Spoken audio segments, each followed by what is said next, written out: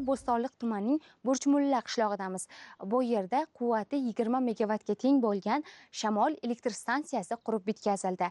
Ushbu loyihaning qiymati 28 million dollarni tashkil etadi va u aynan grant mablag'lari orqali moliyalashtirildi. Shu o'rinda yana bir muhim fakt: loyiha, ya'ni stansiya ishga tushgach, yiliga 50 million kilovatt soat elektr energiyasi ishlab chiqaradi. Bu degani 20 ming xonadonni elektr energiya bilan ta'minlash imkoniga ega bo'ladi.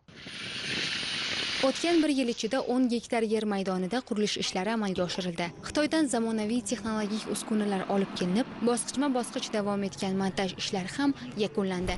Ushbu shamol elektr stansiyasi ishlab chiqargan elektr energiyasi orqali yiliga 811,1 ming kub metr tabiiy gaz yoki 3,15 ming tonna ko'mir tejaladi. Bu esa nafaqat ekologik jihatdan, balki iqtisodiy jihatdan ham samarali yechim hisoblanadi.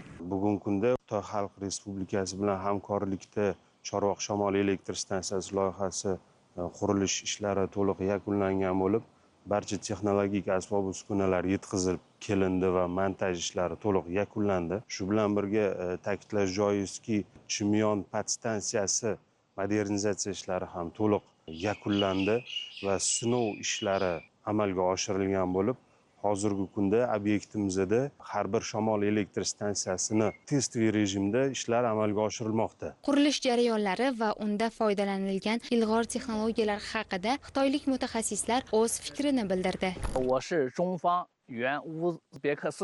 Bu 4 ta shamol turbinasi, jumladan pastdagi 35 kilovoltli kommutator stansiyasi Xitoy va O'zbekiston hamkorligini namoyish etuvchi loyihadir. Sarmoya miqdori taxminan 200 million yuanni tashkil etadi. Loyiha Xitoyning bosh pudratchisi TBA kompaniyasi, shuningdek, ishlab chiqaruvchilar Sany Heavy Industry, Nanjing Nari Relays, Yunji va boshqa ko'plab Xitoy korxonalari tomonidan birgalikda asosiy uskuna va materiallar bilan ta'minlangan. Loyihaning o'ziga xos xususiyati shundaki, bu 100 metrdan ortiq balandlikdagi po'lat minora bo'lib, uning parraklari juda uzun, 90 metr. Aylanayotgan minora poydevoriga juda yuqori talablar qo'yiladi. Birinchidan, po'lat minora ostida 700-800 kub metrli katta beton poydevor qurish kerak. Bu poydevor juda og'ir. Biz O'zbekistonning mahalliy materiallaridan foydalanib, tog' yo'llari orqali katta hajmdagi betonni quyishni yakunladik. Bu jarayonda Xitoy va mahalliy o'zbek ishchilari birgalikda minorani o'rnatish va yig'ish ishlarini yakunladilar.